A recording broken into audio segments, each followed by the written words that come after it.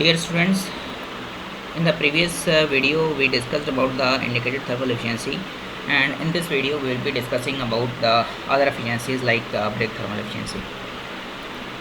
So brake thermal efficiency, that is NETA BTH. BTH stands for brake and thermal efficiency. It is equals to brake power divided by mf dot into CV. mf dot into CV. So we have already discussed about the units of mf dot into CV and also about their meaning, and this is BP. The BP is the brake power, and we also know the concept of the brake power. So BP is the ratio of these two terms, brake power divided by mf dot into CV. And now we also have discussed in the previous slide regarding the mechanical efficiency, that it is the ratio of BP by IP, that is the brake power divided by indicated power, and the relationship between BP, IP, FP we also discussed. The next important thing that we have to discuss is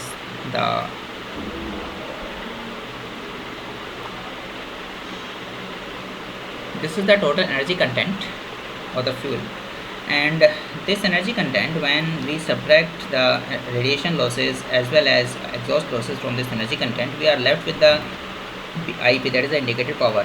And when we subtract the various losses like pumping losses, friction losses from the indicated power, we are left with the brake power. So this diagram is very important, and as it helps us to understand the relationship between the all the energy contents, BP, IP, and the energy of the fuel. So the next important thing that we have to discuss is the volumetric efficiency.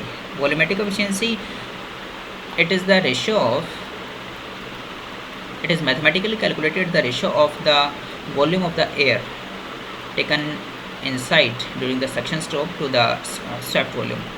That is the, and what is swept volume? Vs is equals to pi by 4 d square L. What is pi by 4 d square L? Pi by d square stands for the dia of the bore, and L is the stroke or the stroke length. Also, we have to understand that volumetric efficiency is the indication of the breathing ability of the engine, and it can be calculated both on the mass basis as well as on the volumetric basis. We have just now described the volumetric efficiency in terms of on the basis of volume basis. However, it can be aptly also described in terms of mass also. So we can see that it is the mass of charge actually indicated divided by the mass of the charge represented by the cylinder volume at the intake temperature and pressure condition. So we can divide we can get the volumetric efficiency based on the ratio of both the mass as well as the volume.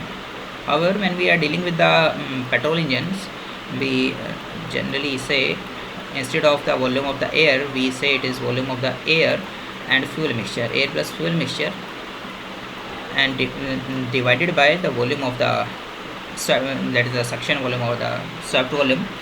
The ratio of these two terms gives the volumetric efficiency. Why volumetric efficiency is important? The reason is that it is the mass of the mass or volume, it is the actually volume of the air fuel mixture that is going to burn, and better burning or the efficient burning will happen only when we have sufficient amount of air fuel mixture taken inside, or as in the case of petrol engines, or only the air taken inside in the case of the diesel engines. So better the volumetric efficiency, better will be the combustion also, and more effective will be the combustion. So the next term that we are going to discuss is the efficiency ratio. Efficiency ratio is the ratio of the actual thermal efficiency to that of the air standard efficiency. We have discussed the topic of the air standard efficiencies, but let us also recall that the NETA auto, that is the thermal efficiency of the Otto cycle when we are dealing with the petrol engines, is given by 1 minus 1 by R raised to power gamma minus 1. So this is minus, I shall write it again. So 1 minus 1 by R raised to power gamma minus 1, where R is the compression ratio, and compression ratio of the petrol engine lies in the range of 6 to 12. So 6 to 12 I shall write, and the gamma is the adiabatic index, and its value is 1.44 air while we are dealing with the air standard efficiencies. So the next thing which we have to know is regarding the thermal efficiency of the diesel engine.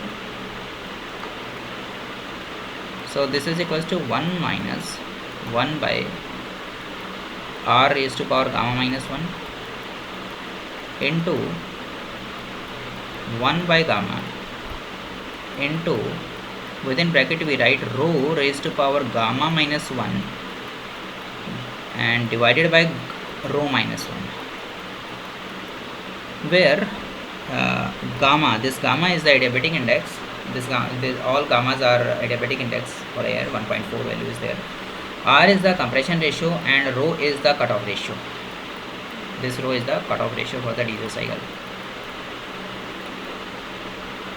So this is regarding the way how we calculate the relative efficiency or the efficiency ratio.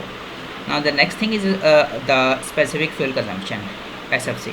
So it can be, see, specific fuel consumption provides us a measure of the fuel which is required to be burnt in order to produce 1 unit power, that is 1 kilowatt power. If we have to produce, how much fuel we have to burn per unit time.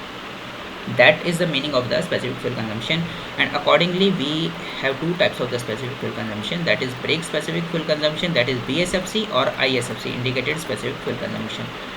So as per the definition, we have the BSFC. How we describe it? BSFC, the fuel used, that is mf dot divided by BP. This ratio mf dot is to BP provides a measure of the brake specific fuel consumption. So we shall also discuss its units. So mf dot is given in kg per second. I am writing only the SI units. BP is watt or kilowatt, that is a brake power. So we can also say, and this can be aptly written as kg divided by kilowatt into seconds, and when we multiply and divide by 3600, we get the units into kg per kilowatt hour. Kilowatt dash hour mean multiplied by hour. It is multiplied by hour because 3600 seconds make 1 hour. And similarly we can define the units also for the indicated specific fuel consumption, that is ISFC. The next important parameter which we define is the air fuel ratio. Air fuel ratio is described in terms of on mass basis, mf dot by ma, and this is mf dot divided by ma dot, that is the F by A ratio, fuel is to air ratio. And the significance of the fuel air ratio or the air fuel ratio we have seen in carburetors, and also it is an important parameter. We will be using it several times while dealing with the numericals in theory, or they will be helpful in determining the performance of the engine otherwise also. The next thing or the next slide which we are going to discuss is the engine performance curve, and these curves are very important as we all know, and we will be going to describe them each of them in our next video. Thank you.